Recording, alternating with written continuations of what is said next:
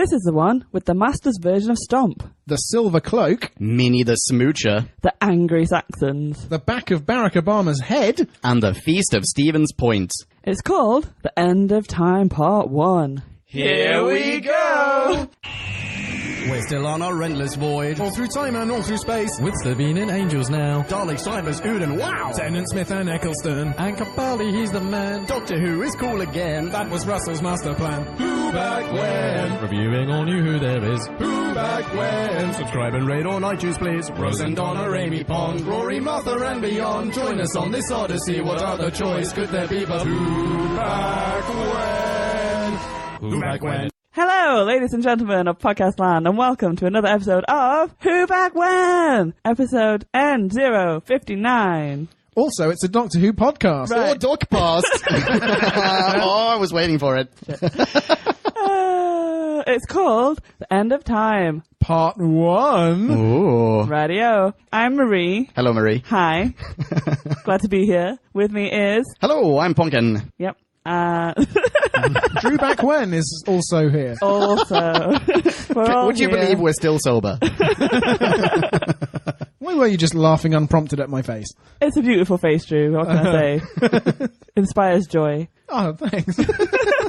I'm drunk enough to believe you. Hang on, sorry. Do you want to move that closer so you don't lean all the time? Nah, I'm a leaner. Are you sure? Yeah. All right, then. This way I can give you all side-eye. When you slag off Donna Noble unwarrantedly. Okay. This is the last This Tennant is... doubleheader. Oh my god, yes! This is the end of an era. Tennant is leaving. Ah. Not just Tennant. Well, everyone. Really. yeah. Well, And Russell. we don't know that just yet, do we? RTD. Yeah, Russell is leaving. Okay. Yeah. Oh, wow. Ooh. Ooh, hi. Yeah, our new Who Ubermensch. Where do we go from here? It's a brave new world. Who knows? Exactly. It's a terrifying Anything could future happen. we're being hurtled into. And for the record, this is a double feature. So that you realize this podcast line, we're going to be reviewing these separately. This is part 1, but we will be recording these reviews back to back. So after tonight, we will never again review, well, with the exception of the Tennant Retro, we will never review a Tennant And the 50th. And the 50th, episode again. Oh. Forget everything I just said. Yes, Tennant will become increasingly rare. Oh. Yes. Yeah. That's it. Are you going to miss him? We'll get to that. Okay. Well, where would you like to start then, Drew? With a bee scout. With a beast cow. There we go. Excellent choice. Time for us to synopsize. Slurpify and summarize. So take a view and grab a brew. and listen to this overview, this free-for-all. We like to call a bite-sized chunk of Who. Bite-sized chunk of Who. It's Christmas, and everyone on Earth is dreaming of the Master. None more so than our old friend Wilfred Mott. And when the Master is resurrected, it appears mankind's nightmares may come true. The Doctor has been avoiding the Ood and anything even remotely resembling 4 knocks, but when they share with him their prophecy of the end of time itself, he feels compelled to return to Earth. Meanwhile, Barack Obama has called for an economic press conference to solve the problem of global recession. And billionaire Joshua Naismith is plotting to use a Stargate to keep his daughter Abigail minty fresh for all eternity. Be scout over, you are welcome. Aren't you just? Right, so where do we really want to start? Yeah, exactly. I guess, shall we start with the fact that it is Christmas? This is a Christmas special. So God Rest Ye Merry Gentlemen must be playing. Yes, exactly. That's my number 1 note. Well, not that detail, but my number 1 note is, do you think Wilf recognizes the Salvation Army chaps? And the music that they're playing? Because he looks so wistful. Like, you know, he seems like he's reminiscing. He's one of the few people who actually remember what happened. Yeah. Wilf is always watery and wistful. He is water and wistful. That's his niche. Okay. Is this...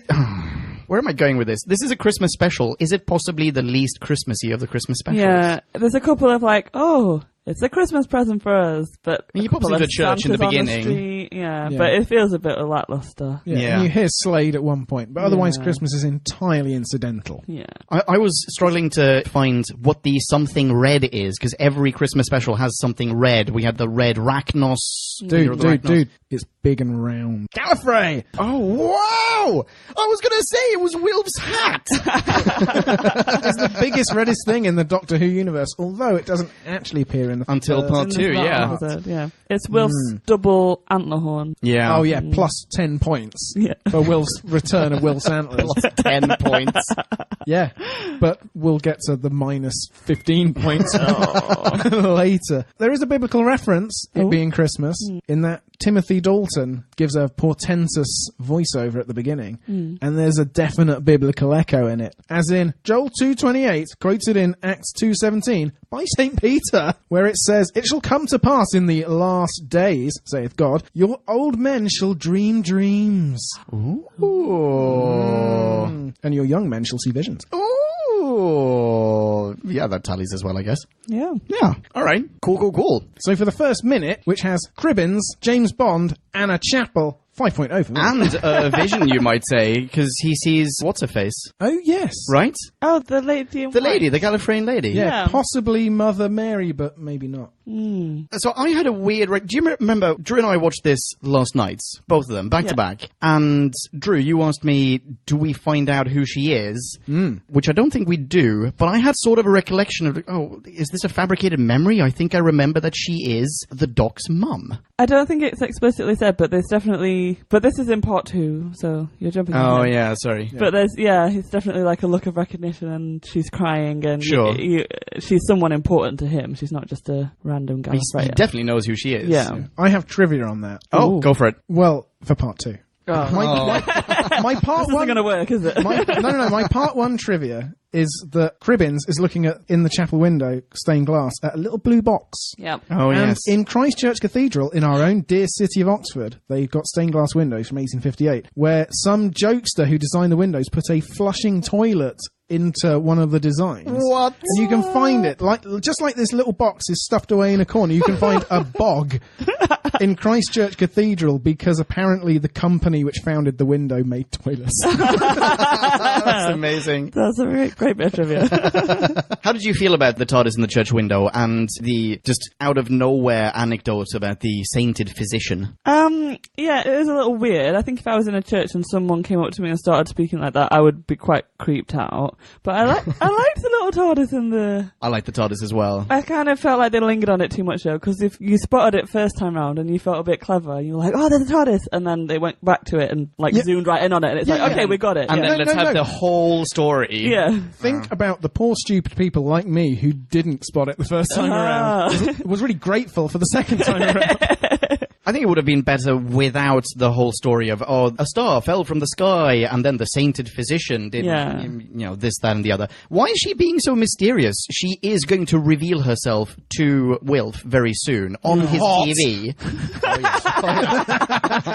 That's in the bonus features on the DVD. Why does she need to go about, talking in metaphors and also, you don't really need to know a story of... You see the TARDIS, you think, oh, the Doctor was here. He must have saved this whole town. Just have Wilf notice it and then zoom in on it. That's enough. Yeah, I agree. Oh, but this sets up from the very beginning a mystery that won't even be revealed at the end. I mean, isn't that cool? That, it's got us talking even now about who is this woman? Oh, the woman. It's just what's the mystery? I thought you were going on about the story of the sainted physician, No. like what fell from the sky. I was like, did I miss something? I feel really stupid now.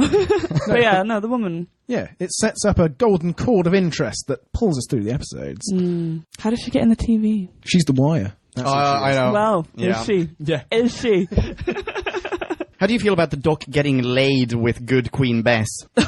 I think that was some good foresight on the writer's part. She comes back in the 50th. Oh, she and does. she's Yes, of course she annoyed does. Yes, with yes, you're right. Tennant, specifically, for not calling back. Yeah, true. I'd forgotten that. That's Yeah. a nice little touch. Yeah, it is. So I assume that Moffat maybe had this in mind even now and was saying to RTD, can you just slip in a line here and there? And then I'll look really clever for podcast listeners years from now. Okay, hang on. Where are we going from this? Well, there's a lot of foreboding and omens and portents and prophecies, and this is RTD's... I described it as his wordiest bollocks to date. Because I saw a video where RTD basically said, this was my last chance to write a Doctor Who mystery. I needed to write everything I'd ever wanted to write and put it in this episode. Oh, really? And I really get the feeling that was his entire guiding philosophy. According to IMDb, a lot of ideas were discarded. I only glanced at the trivia. You read them in greater detail, didn't you, Marie? There were a few ideas that were mentioned having been tested, tried out, and then discarded. And that was like the Doctor was meant to materialize aboard a spaceship where there's some poisonous gas or whatever, and he has to sacrifice himself to save this completely banal alien family. And that's how he regenerates. There was another one where the Doctor and the Master were meant to swap bodies. Yeah. Ooh. But they figured, why would you have the last Doctor episode with someone other than Tennant playing the Doctor. Yeah. Oh, but still, Doctor That would Who have been quite Face cool, Off. though. Yeah. That would be amazing. Yeah, you're Yeah. right. But maybe not as a final one. Yeah. I do want to see that as well. But I love the Doctor, the Master as his final foe. I think that he's... Yeah, it's fitting. And he's incredibly, when he's all manic and in the black hoodie and... Oh, you like that? I like that. You like the I did. manic master? Yeah, I did. And his frenetic chewing? Yeah. Oh, really? Wait, hang on. Drew, where do you stand on this? I stand at the opposite pole, on the other side of the earth. Yeah, Where with Marie me. stands, With yeah. me. That was dreadful. Yeah, no, let's do this. Defend yourself, Marie. I don't know, I do, I just and I remember this episode from years ago when I watched it, and I always remember the Master just being really mesmerising and really unpredictable, and you just have no idea what he's going to do, and that's why he's terrifying, because he could go anywhere, Yeah, he could jump and land anywhere. And Well. shoot lasers and lightning bolts. And wow. frazzle no. people, and... Oh. Yeah, and say, never dying, never dying, never dying, and then it's really unpredictable what he's going to say next. It might be never dying, never dying, never dying, or something else. Yeah. Ugh. I can't believe you guys didn't like it. No, not at all. There were bits of the Master's shtick that I really liked, but they are not coming for some time. It's unfortunate. I think you- part 2 here? Well, no, there's a bit of it at the end of part 1 where the Master is triumphant, and I like the Master triumphant because the glee on Johnson's face, I really buy that. He does that very well, yes. Yes. But why is he gleeful? Because he's suddenly created the master race, which is, yes, Fantastic pun. the best pun ever. Great. 5 points. Amazing pun. And then deduct at least 20 times as many points for the fact that... 100 points? Do you think I made a point? Do you think points grow on trees? I know. What did you put your 5 points into Stargate and multiply it, and everyone can have... it's so bad. Why would you create the concept of the master race doesn't even make sense. yeah. Why would there be iterations of the master that are perfectly happy to obey other iterations of the master? Why isn't every one of them just this crazy megalomaniac who cannot cooperate with anyone, let alone himself? Yeah. Or at the other extreme, the only other way it can make sense is why aren't they all talking at once, being exactly of one mind? Yeah. And also, on a few occasions, we were debating this last night, on a few occasions it seems as though they do share sort of a hive mind. There's that moment where he goes, oh, well, I can hear the drums in my head. What if we all just focus the drums in our head? And then everyone does. But it's not like he's Skyped everyone else and we're like, oh, let's all do this, chaps. They just do it. Yeah. So why? It basically serves whatever purposes the scene requires. Yeah. The thing is, we can see right through that, and I'm sure everyone could. I can't think of anyone who doesn't come away from this thinking, well, that was wildly inconsistent. And the effect. I'm so sorry. The effect is You're dreadful. sorry. Oh, You're like- so Sorry. The shaking of the heads and, Which they totally reused in part 2. Yes. Yeah. It was the they did. exact scene. Same Everyone clip. was stood in the exact same positions that they were stood in. Yeah, why is Barack Obama master still standing on the podium? Yeah, I know. Like 24 hours later. Everyone. Yeah, absolutely. Everyone is Just piss running down his I was legs. just about to say, like, you have billions of masters just wetting themselves. There has never been such a stench on Earth. Gallifreyan poo everywhere. Including we get to see the American newscaster, yet again, the same American newscaster who's been on Doctor Who before, and she then, when she's turned into the Master, still is on Skype, and this is just so ridiculous to me. You have this Skype call between General What's-His-Face, the leader of Unit Master, the Chinese General Master, the Someone Soldier Master, and American News Anchor Lady Master. Like, why are they sharing a screen? Oh, and Barack Obama Master. Barack Obama, yeah. Everyone but the news anchor. It makes perfect sense. But why is she there? That's no good reason. No, I've got nothing. Oh.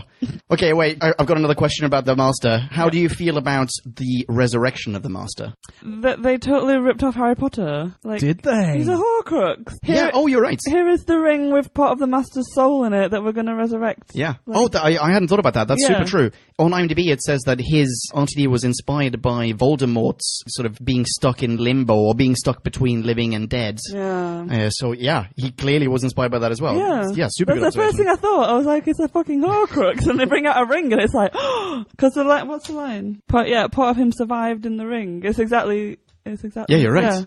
Yeah. JK should sue. My line was, if Lucy Saxon in the last 2 years had time to wipe the Time Lord STDs off her lips, we wouldn't be in this mess.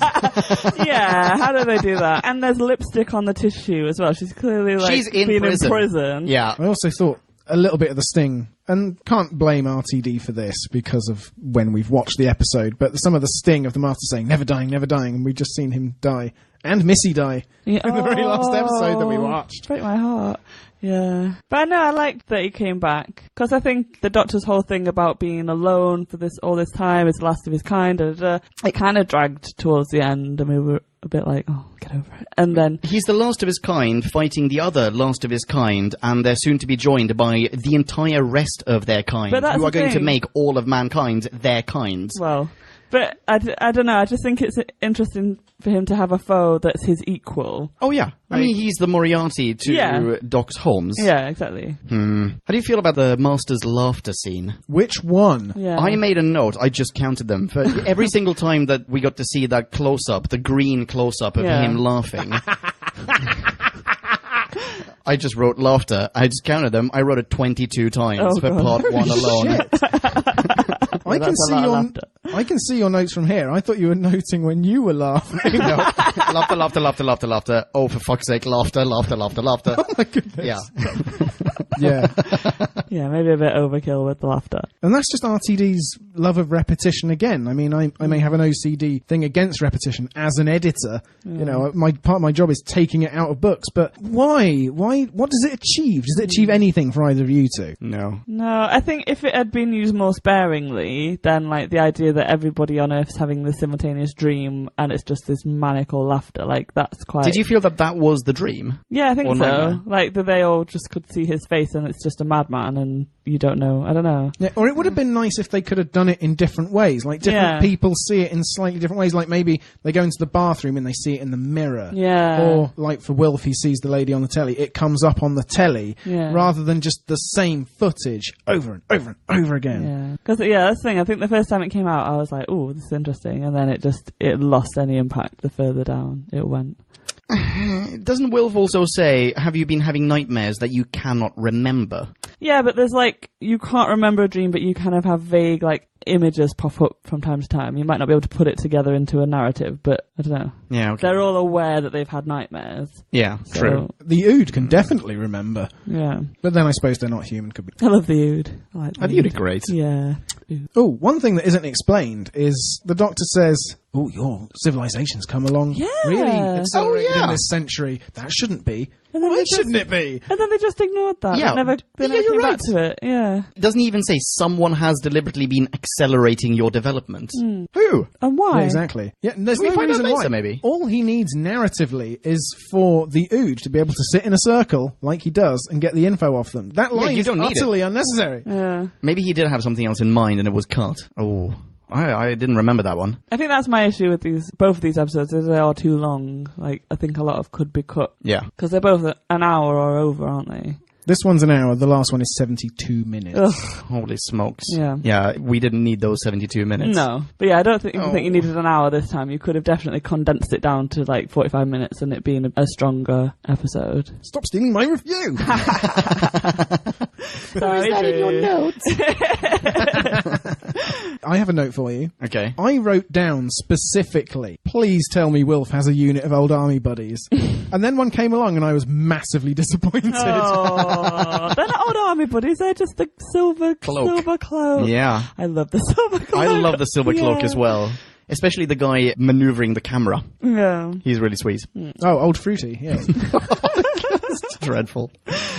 I think I'm justified in saying that because nothing RTD does in that area, and maybe I am primed to look for it, knowing RTD's history as the guy who did Queer as Folk and who brought more, homosexual diversity to Doctor Who, and that's great. But nothing he ever does in that area seems to be in any way subtle. It's always pantomime. Very in your face. Yeah, but did you see Queer as Folk? That wasn't subtle.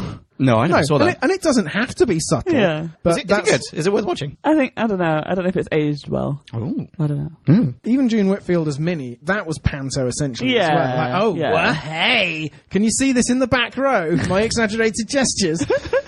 I like her. Yeah. Yeah, I really like her. I think they're just injecting a little bit of comedy, slapstick. I don't know. And I suppose you need some because they are. I saw on your computer screen that John Sim tried to take off Heath Ledger in The Dark Knight for some of the Master.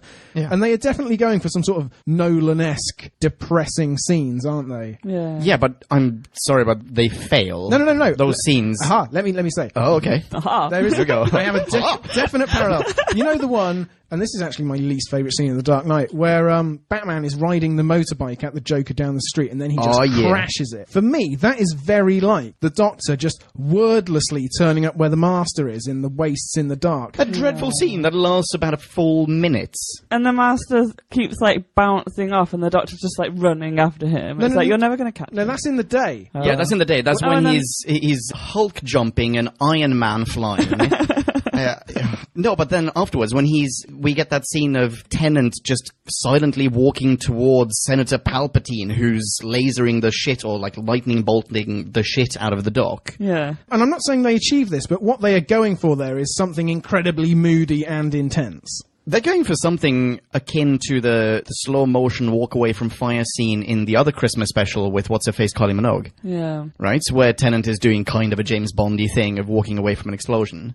Here he's walking into one. Also, like, why is he doing that? He knows that he is going to, like, he will knock 4 times and then you're gonna die. Oh, well, someone's firing lightning bolts. I better not defend myself. I better just stand here and walk But no, but towards he's him. knocked. He knows he's not going to die from a lightning bolt. Does he? When's Why? the Master ever done this? Yeah, exactly. Like, this is a whole new aspect of Gallifreyan life, physiology. Like, how are you able to channel electricity out of your hands? I don't really know. That did bother me, actually, all the jumping around and the... Oh, no, that's dreadful. The Yeah. human flea act. Yeah. Except Time Lord Flea, but you Yeah. know what I mean. Racist. But I think that's why, like, because I really loved the Master just being, like, dark and creepy, and then they threw in the, like, I can jump like a flea and I can shoot electricity, and then it got a bit too much. But the other thing I wrote was about the music. I think the music in those scenes was really good to a point, and then, because I wrote down, like, ooh, good music this episode, and then when they went and did the, like, slapstick kind of comedy stuff, it was like, I don't know, it was terrible. I was like, oh my god, who's in charge of this? This is so bad. Yeah. From my notes about that scene, I've written, this episode has been reduced to a Tennant lookalike chasing a homeless dude in a hoodie with royalty-free music in the background. And this is what you want to go out on at the end of your 5-year reign. Yeah, exactly. Oh, wow. Pretty dreadful. Yeah. We've got no precedent for the Master and his zappy powers, have we? And I get that he's just come out of a Horcrux, and so, okay, you can say maybe Different that rules makes it might different. apply. Yeah. Well, I don't know. Maybe he was able to do this in Classic Who. We've only met Delgado Master so far on Who Back When, so maybe the other ones. Well, then the question you can retrospectively apply to all those and say, when the Master had all these opportunities where a hand zap to the Doctor would achieve his plans, why didn't he? I don't think that he's always been able to hand zip. I think this is a result of bringing him back from the dead kind of thing, and he's not stable, and it's almost like, you know, like the regeneration energy, and like Tennant zapped it into the hand last time. Okay. Like maybe he's not really in control of it, because that's why he keeps flashing into the like Skeletor thing, but he can use some of this kind of life force energy that, I don't know. Do you think there's a parallel between his zappy hand and James Bond's zappy gauntlet? Or is that part 2? I don't know, remember if that's part 1 or 2. No, I think that's part 2. 2, yeah. I'll tell you a parallel. This, for me, is the same nonsense as the humans in the waters of Mars, just spraying unlimited water everywhere, even though they have a maximum of like 50 litres in their bodies.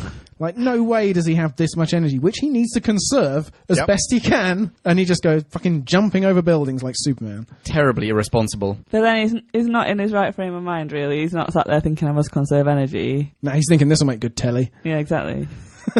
Another master question pertaining to the resurrection. The group of people, like his disciples, if you will, who have saved the Horcrux and who, they They don't themselves, like they. Yeah, exactly. They sacrifice themselves. sacrifice They even themselves. say it. Like, Yeah. we give our life. They know that they're gonna die. They say that they read about all this in the secret books of Saxon. So, at what point did Saxon Master write his own version of the Bible or what have you? Like, when did he write the secret books of Saxon? Because wasn't his plan to just kill all humans. I feel like this was like a backup plan if he... A backup plan.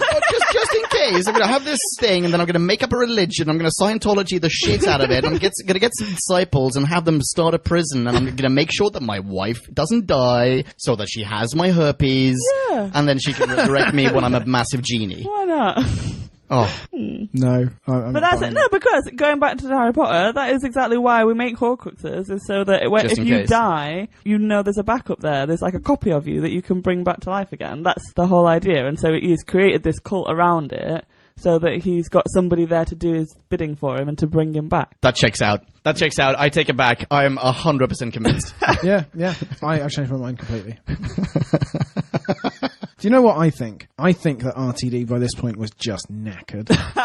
Yeah. I think he'd built a whole universe and he'd set 3 series in motion, and after 5 years, I think he'd just gone a bit insane. Really? Yeah, maybe that is it. Maybe there were other rules that he had to abide by because he was on his way out and the BBC was he... turning it into something else. Did he choose to leave or was he kicked out? Do we know? Oh, I have no idea. I would imagine he chose to leave because as the guy who'd brought Doctor Who back this was the highest rated show on the BBC. Yeah. Apart from maybe Strictly. For these whole 5 years, I think he could have stayed on as long as he wanted. Because it just seems like if you were made to leave before your time, then you would be like, oh, there's all these stories that are in me that I need to smush into one episode. But if you decided to leave, then surely he had a whole series to play with. You didn't need to leave it all to the last minute. But we also have this finale, this double feature, after what is effectively a hiatus. We've only had a few special episodes, months and months apart. But there's been mainly a bit crap, haven't they? Exactly. So something happened like the last season. Yeah. I know what happened. He thought, I can't top Donna Noble.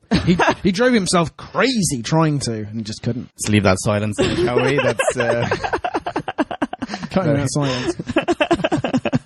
No, I think it comes through the Doctor's speech. Because Tennant, he says, I don't want to go. But at the same time, he's saying Time Lords, sometimes I think they live too long. I think that could also apply to showrunners. I think showrunners are in the job too long. We recently had, maybe we should save this for part 2, but we recently had the Capaldi episode where he starts his regeneration, sort of. I mean, he hasn't regenerated yet, obviously. For the record, we are just at the end of, what was it called? What was the last one that we saw? The Doctor Falls. Bingo Bongo. Bingo Bongo. And cheesecakes. So we've just had another double feature season finale where the Doctor, he is about to regenerate. He also doesn't want to go on. He says pretty much the same thing. Like, oh, I don't want to regenerate. I don't want to turn into some other guy.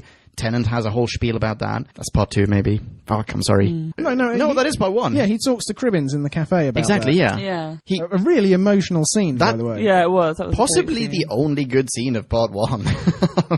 Really? Well, maybe not the only, but certainly the best scene of part 1. I don't rate the Master in this one. I think Cribbins really steals the show. I think this is, everything that involves Cribbins is good. Anyway, so I'm saying, like, there are aspects of this regeneration or this final story of a Doctor that clearly showrunner and audience alike really just resonated with everyone, so that now, years later, we have revisited those exact same themes. With the Master. With the Master. In fact, 2 different versions of the Master, whereas here we have billions of the Master.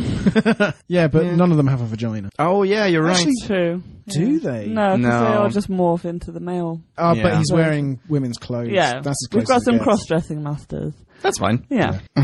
Oh, to come back to that scene that goes on forever and is rubbish and isn't moody and intense, and he's trying to Emperor Palpatine him and it's bad. Yeah. The Doctor hears the drums, finally. Yeah. And the Master's all like, I'm not mad, hooray, marvellous. But that whole scene for me was just wasted time. And Doctor Master scenes should never be wasted time, right? Yeah, agreed. I think they bit off a little bit more than they could chew, right? I mean, they really wanted to have this is now definitely touching upon the part 2 thing. Yeah. Like, they really wanted to draw a circle with the only reason he has those drums in his head is because so that he can contact people and convince them to send drums back into his head when he's a child. So to make that loop, because 007 basically goes, well, I mean, we implanted them in his brain when he was a child, right? Yeah. So the only reason he has the idea to do that is because it's Bill and Ted logic. It's like, oh, well, why don't we do this? And then that'll be great. Oh, that was nice of us. And 007 does just that. I'm sorry. Fuck. I'm so dispassionate by this whole thing. Oh. Okay. Steaming pile of garbage. Marie. Again, I disagree. I really like the drums. I love the drum beat. I just love this like constant, and just imagining that constantly in your head. Yeah. It would send you a bit unhinged. Completely loopy. Like, yeah. Yes, but Tyres do you in feel... space is all for it. Sorry? Tyres in Yes, space. exactly. He's having a whale of a time. But do you feel that it was done well? That Bill and Ted scene? That scene of... No, but that's part 2. Oh, is that... Oh, I'm sorry. Yeah. But anyway, I'm so sorry. but I think because they're Time Lords and they... I have more to say about this, but it's part go 2. for it. Oh. Well, just because like the way that the narrator talks at the beginning of part 1, and it's always past tense. It's like he's narrating events that have happened. Yeah. And then at cut 2, he's saying it now, and he's talking in past tense, but at you. I don't know. And so it's like Time Lord know more than we do. I don't know. Well, yeah, I mean, they've got a little hologram Earth right in front of them. Yeah. So, yeah, they are Lords of Time. Yeah. I don't know. The Lord of Time! Sorry. So I think I give them a little bit of leeway there. Maybe Okay. Then I shouldn't do. Yeah, 'Cause okay, normally- I retract my steaming pile of garbage. Because it does That's definitely irritate no me. reaction. Just a regular pile of garbage. Yeah, they use it a lot in Doctor Who, and it does really piss me off normally. But I think when it's a Time Lord, that I think the idea is that they do know more different dimensions and different possibilities, and Sure. maybe I don't know. There's a bit of wiggle room there. Okay. Surely this is a good moment for you. All right, let's hear it. Wilf gets into the TARDIS, and the Doc's like, yeah, you're pretty amazed, aren't you? And Wilf says, I thought it would be cleaner. That's brilliant. Yeah, I did like that. That is really, really good. Wilf. Wilf is a star. He Yeah. is by far the best thing about this two-parter. Oh, absolutely. We've been skirting around the double D elephants in the room. Donna Noble. Oh, She's back. The double D. Oh, yeah. And she's engaged to Sean Temple. Why Is that the character's name or the actor's name? the character's Oh, right. Because they talk about the Temple Nobles and the Noble Temple. Oh, yeah. they do. Yeah, I guess that Why was does the kind of Doctor assume she's going to double barrel? Why can't she just be married but still be Donna Noble? Because we come a long way in 7 years. fun. Yeah, or Donna Temple. Yeah, like he just Oh immediately. no, he's assumes- not. She's not going to give up the noble name of Noble. Oh, no, that's fair. Yeah. Yeah. Oh, well. I don't know. I feel like I have no opinions about Donna. I feel like she No. might as well have not been in this episode. Well, that's a very good point. Is it? Because her being in this episode only brings up all sorts of uncomfortable questions. Yes. Oh, my goodness, yes, it does. Okay, here, start us off. Well, the Doctor cannot see her. That has been established, and he repeats that almost verbatim here. As in, if she remembers any of it, then She'll her brain die. is going to burn, and she's just going to fall to the ground, ashes. Yep. That's it. Yeah. What is he playing? Yeah, clearly that's a ruse. That's a massive But yeah, lie. that doesn't happen. Yeah, and why? Because he built in this safety mechanism slash, I don't know, a master Put a repellent. fuse box in her head. It makes no sense. Yeah. It makes absolutely no sense. No sense at all. Yeah. No. And does she? I mean, she then doesn't remember anything afterwards, right? Yeah. She wakes up again and goes, "Oh, I missed it all." Yeah. So really, there's no risk of any harm befalling her. No. I mean, Wilf could just, whenever he wants her to shut up for a second so that he can watch the telly, he just has to go, oh yeah, blue box, TARDIS, remember that? She'll just fall unconscious. He'll watch his show, and half an hour later she wakes up and goes like, did I miss it again? She'll Yeah, zap you did. him, and he'll be unconscious too. You can only use that if you're like So you call her. half a mile This away. is perfect. Yeah. You call her when she's on her way to come ruin your evening. It's like, no, Donna Noble, don't come and be a bad actress in this scene, please. I want to watch something. But did she have a role in this? No, she didn't, and there was too much of her for a cameo Yeah. and too little for her for a proper role, for Yeah. a proper character. No, not even Rose, this is part 2, not even Rose gets this much attention. No. And Rose, that's the exact right amount for a cameo, I think. Yeah, just a little snippet. Yeah. Because I really thought when everybody on Earth is turning to the Master, and then you flip to Donna and she's not, and it's like, oh my god, Donna to the rescue. She's going to do something clever and save the day. Yeah. And she's going to remember briefly that she's the Dr. Donna, and like it's all going to come back and Nope, like yeah. that's not happening. No. No, not at all. It was Let's such pick a this up waste. in part 2. Okay. Yeah, let's do that. Do you know whom we haven't talked about at all? Josh Naismith. Ugh. What are your opinions of Mr. Trump? Grumpy dad. He's very perfunctory. I mean, he's only there in terms of plot structure. He's like, Yeah. I'm a rich dude, I'm the billionth rich dude who thinks he can harness interdimensional technology and alien things to do something, and it'll go wrong, and it does, and I'd better look Yeah, scared we had now. this in the Centauran Stratagem and the What's It Called with Mr. Facebook guy. He did the exact same thing. He had another interdimensional, he had a beaming technology thing from the Centaurans, right? Yeah. Yeah, it also brings to mind the Lazarus experiment. Oh, yeah, exactly. Yeah. And he brings nothing to this apart from he thinks his daughter is delicious. It's and, so uncomfortable. It's really like, those weird. scenes. I and if she really wasn't hate his them. daughter... Ugh. Oh, yeah. Yeah. No, yeah, speaking of Trump, I mean, Yeah. absolutely. While they're sitting there on their super tacky silver chairs watching a deactivated Stargate, like, clinking their glasses. Like, that is the worst show on Earth. Why are you sitting and watching a turned-off piece of technology? Yeah. Oh, that's how you spend your evenings? Yeah, okay. How about the Vin Voce? Because I didn't see them coming. I was really pleased when they turned up, because I was like, well, this has been getting quite standard. Here is a wrinkle. I know what's going to happen now. Yeah, I and agree. also, those two, they're more than extras. Those two parts, they put some effort into giving those characters personality, I thought. As in, the shorter female one is really bolshy. She is definitely the pricklier one, so to speak. And the taller one is a bit of a gormless, sort of, not cowardly exactly, but he's Certainly bordering on it. yeah, he's a lot more overwhelmed by the situation, so you can definitely tell them apart. Much more so than, template Naismith and his horrible daughter. So I think they are templates though. There's like bullshit woman and like gormless dad like character. I Yeah, don't they know. are stereotypes as There's- well, but yeah. they're well done stereotypes. I don't know. Or archetypes, if you like. Yeah. But That's the word. I like them. I really like them. We both had the same reaction when they first appeared, and he makes some... I can't remember. What are they called again? The Vin Voce. Vin Voce. Oh, they have names as well, I'm sure, as in individual names. But whatever. So he makes some nonsense excuse to go down to the basement and then goes, oh, yes, and Miss... what's-her-face? Why don't you come with me? And we both had the same reaction, which was basically, why is no one suspecting that they're just off to bone in the basement now? Just like Martha's cousin and what's-his-face in the Cyberman double feature. In Army of Ghosts. That's the one. Yeah. No, I like them. I thought they were really good. Yeah, they were sparky. I didn't. I didn't like them at all. Oh, no. Yeah. I don't know. Just like I liked the kind of botched rescue job briefly. When he was like, get me out of the chair, that made me giggle, and then that went on for far too long, and I was just like, oh god, it's just like slapstick. And It was slapstick, but I enjoyed that I one, didn't actually. like that. That's part 2. But yes. Oh, Oh, really? Ah, shit, sorry. Is it? No, yeah, it is, because part 2 opens with him tied up. Yeah. Oh, yeah. Yeah, I mean, oh, yeah. we keep skipping ahead to part 2, and it only sort of accentuates the fact that this episode did not need to be 60 minutes Yeah. for the minuscule amount they got done in it. Could this double feature have been one? Oh, sorry, go for it. No, that's it. It's like I keep thinking about things to say and then realising it happened in part 2, and everything I want to talk about is in part 2. There's just very little content in this one. Yeah, there's a lot of flab. The head shaking thing, where after the first 5 seconds you see You know what's the happening. master's head. You aren't just waiting for it to end. Yeah. And it doesn't for ages. Yeah, it doesn't for ages, and then, I mean, we do get to see a few scenes from around the world, but primarily we do get to see just one Skype call and one council estate full of masters. Yeah. It's just like, alright, great, you can take over Essex. Like, I don't know, I don't understand. My note for that is, worst idea ever, terrible reveal, bad effect, bad idea, why? It's just... Tell us how you really feel. Didn't like it at all. Because then what is he going to do? He's not going to use an army of masters, right?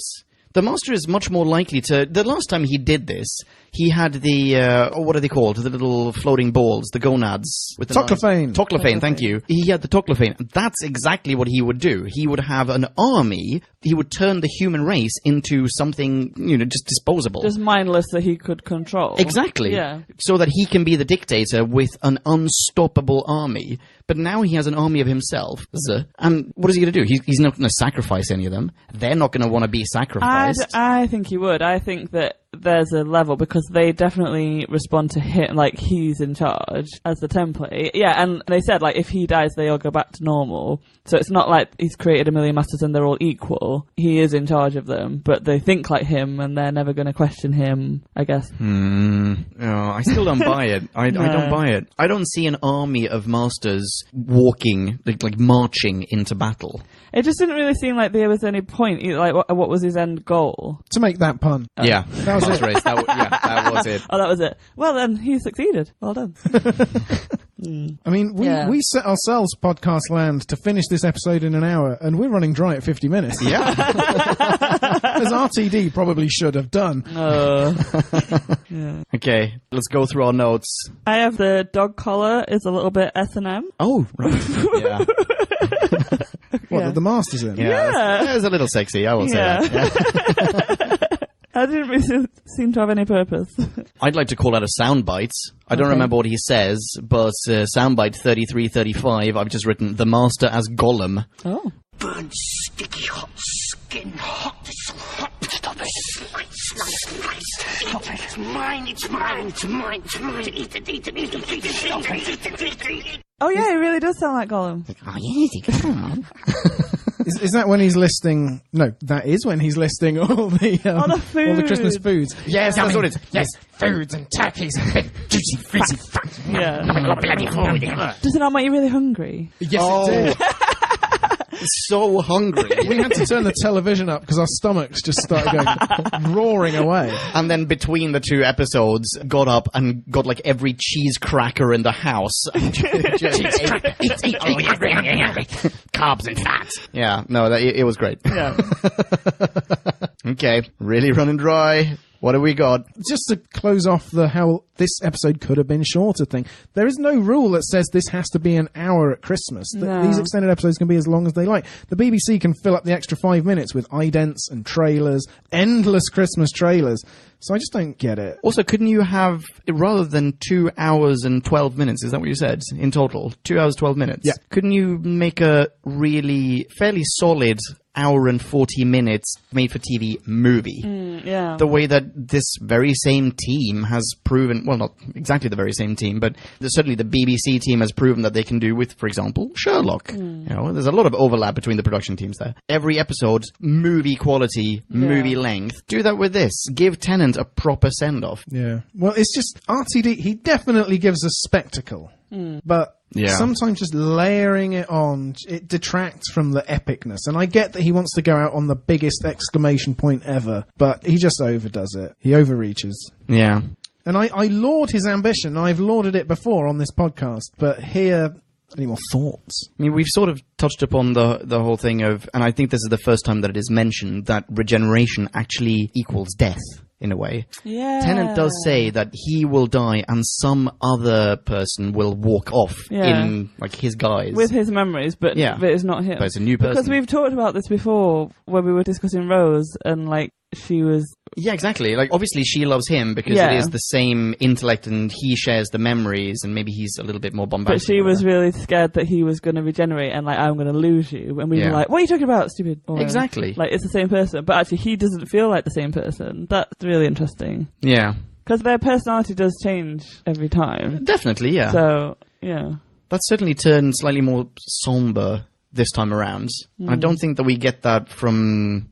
Do we get that from Smith to Capaldi? I'm not so sure we do. No, Smith's really old. I suppose he has hundreds and hundreds of years on the wood planet to ready himself for the eventuality, though. Yeah. Yeah, carving little real dolls. Yeah, but Tennant is really against the idea. Why is it? Is it just... Part two.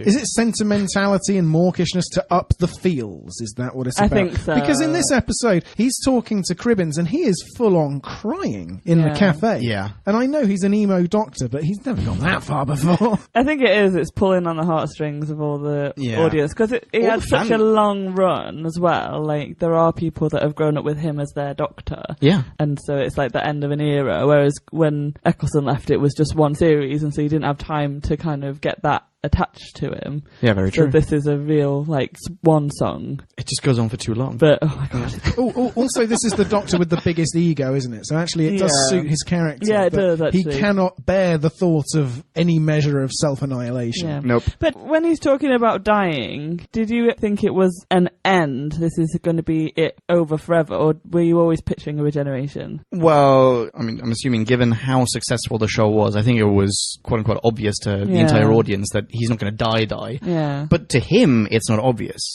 In that cafe scene, he tells Scribbins, like, yeah, but just because I regenerate doesn't mean that I can die. If you shoot me before I regenerate, then I am done. And surely that is his fear. So that's a really big work. Yeah. So he's really clever to walk into lightning, is what I'm trying to say. But there were no knocks. Oh, yeah? Yeah. Yeah. He's immortal until someone knocks 4 times. The Well, master's at that point, already... he has already... Yeah, Yeah, he's you're right. banged on the oil drum. Yeah. Is that knocking? Specifically 4 times. Yeah. We're certainly meant to think it's knocking. Well, yeah, no, we Yeah. are. Yeah. Okay, hang on. It's going through my notes before we have your bombastic finale, Drew. Just dawned on me that we've returned to a Welsh quarry. Yes, and a Standard Welsh sets. shipyard. Oh, yeah, sorry, yeah. of course. Why is the burger van in the middle of a quarry? Oh, I don't know. No. There's a very specific point Yes. to this. Yes. Go for it. Stephen's point, where the people are queuing up for their Christmas feast. The first ever Doctor Who Christmas episode was called... The Feast of Stephen. Oh, Yes. Nice. Little nod there. Yeah. Good. Still doesn't really explain why it's in the middle of nowhere. I can't stand up for at least 10 minutes now. Yeah, but you're right. No, it makes no sense. Yeah. Like, they're not selling many burgers. They've sold 2 burgers to 2 chaps, one of whom is advising the other one to make his 1 burger last all day. Yeah. These 2 guys... Were they homeless? I think so. I What it assume is, they I must mean, have it's very been. sad, but I mean, Yeah. there's literally no one else there. There are no patrons. It's part of a Welsh government programme to make vagrants get exercise. We'll give you a free burger, but you have to walk 3 miles across a post-industrial wasteland to get it. All right, what else have we got? I've written, thank goodness the chaps whose sole job it is to press a button and not be allowed to sit down are wearing lab coats. I have Doc parks the TARDIS a second out of sync. Oh! He can stop being surprised by the brilliance of time pockets. Why would a human have designed a UI with weird alien pictograms? Yes, that's for all the coders out there.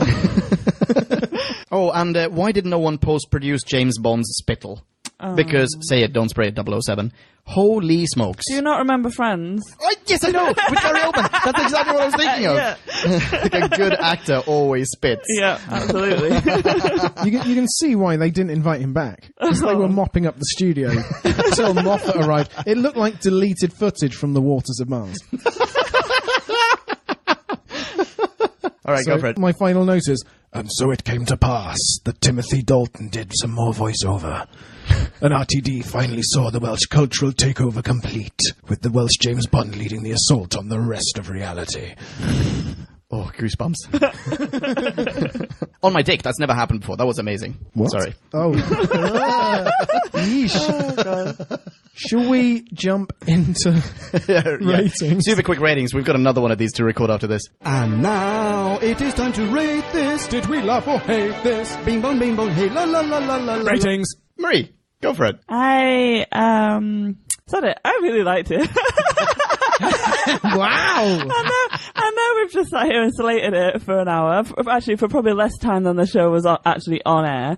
But Doesn't that tell you something in that we usually generate more material than is in the show, Yeah. and here we have been really struggling. it was too long. There were some really cheesy, like, slapstick bits. I didn't massively like the cactus aliens, but I loved the Doctor and the Master. I loved that relationship. I loved the beating of the drums. I don't know. And I did get swept away with it being this epic finale and saying goodbye to Tennant. I got really emotional in that scene with Cribbins. I don't know. So I came here, I don't know, with a very high score. I'm going to bring it down a little bit, but I'm going to give it, I don't know, like a 4.2. Oh, what? Oh my goodness!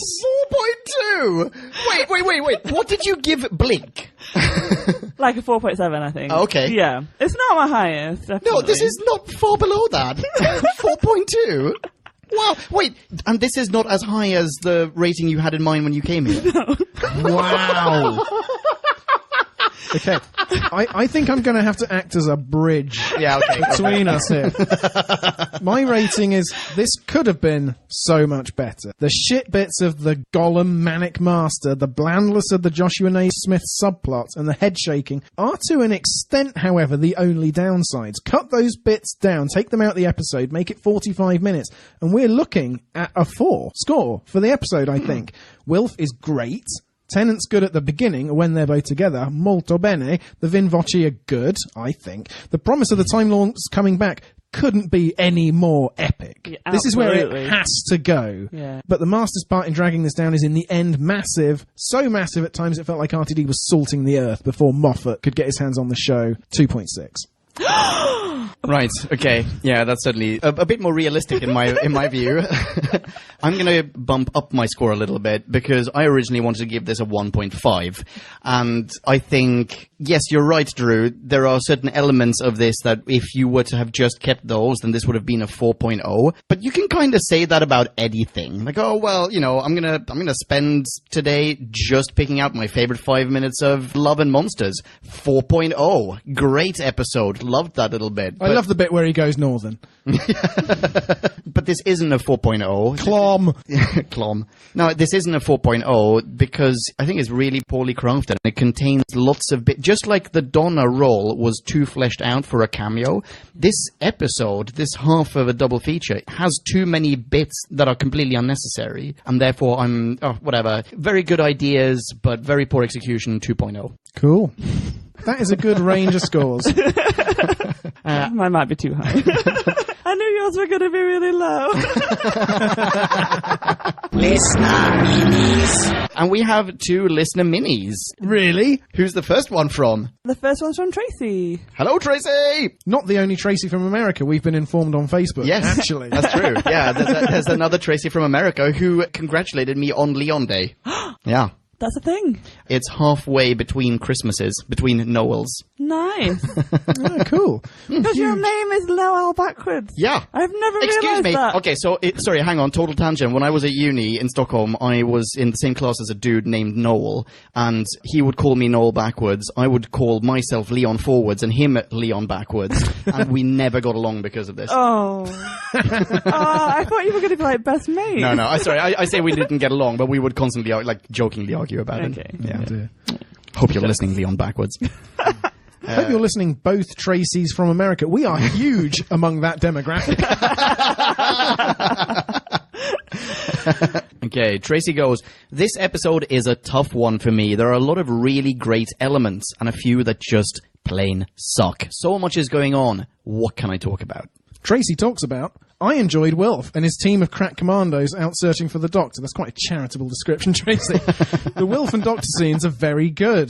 But on the flip side, there's Donna on the other side of the glass, who can't even be allowed to see the Doc, or she might implode. As Wilf begs, can't you help her? I find myself wanting to beg the writers, couldn't you come up with a temporary return of the memory intact Donna character? But to no avail. Tracy continues, the Master is super duper crazy, like full on bonkers. With the limited classic Who I've seen, I'm thinking he's always been kind of crazy.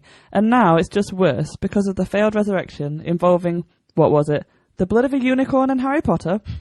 And I don't even like the Master, but somehow I'm starting to feel sorry for him. He tells the Doctor about the drums in his head, then mind melds so Doc actually hears them. But instead of entering the TARDIS to research Time Lord mental health, Doc says, it's just your insanity! Doc, please see last week's note regarding bedside manner.